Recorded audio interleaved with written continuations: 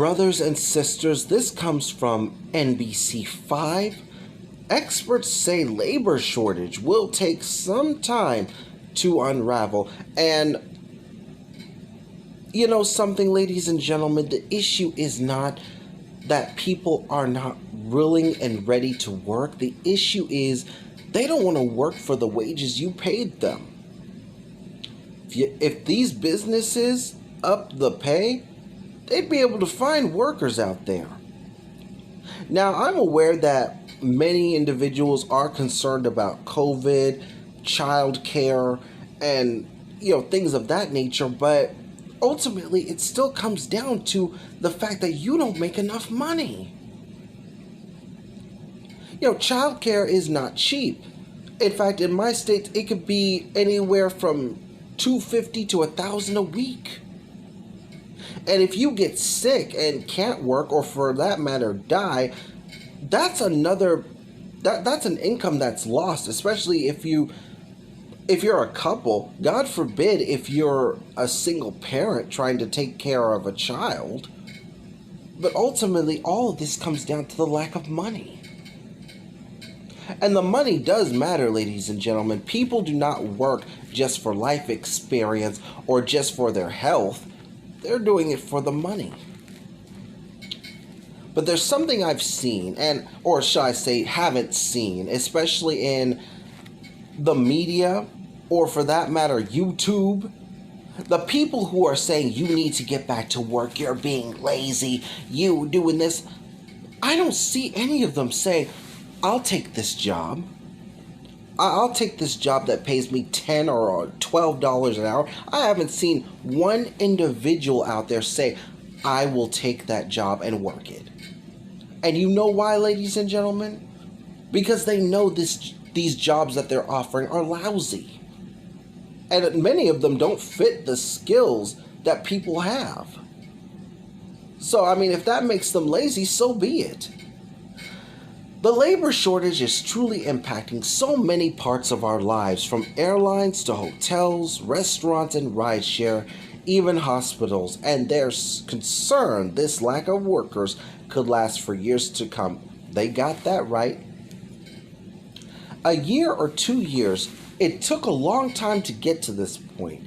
It's not going to just change overnight, said Barbie Barta, a workforce and hiring expert who is the CEO of Dallas-based staffing firm Business Centric Technologies. Data shows the number of working-age people shrank in 2021. Yeah, because a lot of these folks are retiring. But reading on top of that, COVID-19 has ushered in an influx of early retirements from baby boomers, according to the Federal Reserve Bank of Dallas. About 2.6 million people who were working before the pandemic said they are now retired and not looking for a job. We've been expecting that for a long time. It just never came to fruition, but I think COVID helped that. I think that's a big part of what we're seeing with a reduced amount of folks looking for jobs, Barta said.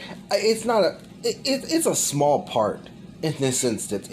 2.6 million compared to the 300 and some million people out here, it's just a small part, Barta. A lot of people just don't want to go to these lousy paying jobs. And, you really can't blame them. Like I said before, they're just doing what many of these business owners told them to do. If they didn't like their jobs, they can leave. And that's what they're doing. So you can't get angry with them now for simply taking you up on that offer. But we see a lot of these businesses getting angry, and they still haven't gotten it. You have to be competitive in this market. You've got to pay people more in order to attract more talent. But ultimately, I believe a lot of these businesses are just going to close. But at the end of the day, that's on them now. They had the choice to pay more, but they're not going to do it. I think a lot of folks had continued working longer than they would have normally with COVID. That did make a lot of them decide, hey, I'm done. I've worked long enough. not going to continue to do that. Census Bureau data shows the U.S. working force population fell slightly in 2020. That's the first decline ever after decades of increase. And it's not just because of retirements. The decline is also due to a decrease in immigration, slowing birth rates, and thousands of deaths from COVID-19 last year. Many had to find work from home job, which really affected the hands-on hospitality and restaurant industries. BARDA said unemployment benefits have also kept a lot of parents out of the workforce while homeschooling over the past year. I think that has definitely played a hand in allowing people some flexibility that they wouldn't have had otherwise. Yeah, people, if you're able to work from home, I'm sure you got way more benefits than going into an office every day. I mean, first and foremost, you don't have to sit in traffic, burn your gas. You don't have to look a certain way when you get there. I mean, there are a lot of benefits from working at home. Now, I know a lot of us can't do that, but for those who have, I'm sure many don't want to go back.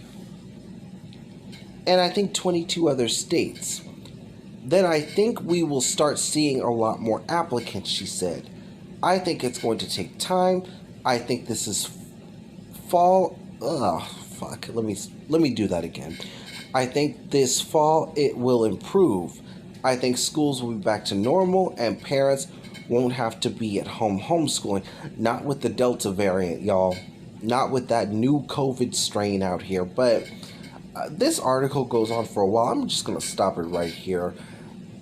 The overall issue, as I've said, and I'm sure many of you have said in comments and other videos, is the lack of pay. That's what's really keeping people away from these menial jobs. But, I mean, tell me what you guys think. Maybe it's something different. Please have a good day, night, morning, evening, wherever you're at in this world. Peace and love always. Stay safe out there. Bye-bye.